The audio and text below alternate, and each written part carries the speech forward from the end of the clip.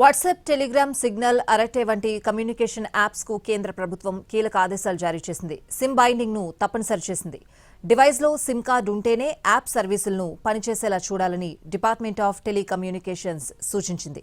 Telecommunication cyber security సవరణ నిబంధనలు 2025లో భాగంగా యాప్ ఆధారిత కమ్యూనికేషన్ సేవలందించే సంస్థలకు ఆదేశాలు జారీ చేసింది. 90 రోజుల్లో ఈ నిబంధనలను అమలు చేయాలని ఆదేశించింది. కొత్త నిబంధనల ప్రకారం కమ్యూనికేషన్ యాప్స్ ను టెలికమ్యూనికేషన్ ఐడెంటిఫైర్ యూజర్ ఎంటిటీస్ గా పేర్కొంటారు. యూజర్ ఏ సిమ్ తో అయితే అకౌంట్ రిజిస్టర్ చేశారో ఆ సిమ్ మాత్రమే ఆ ఫోన్లో ఉంటేనే యాప్ పనిచేస్తుంది. సిమ్ తీసేస్తే లేదా ఫోన్ మార్చితే యాప్ ఆటోమేటిక్ గా లాగౌట్ అవుతుంది.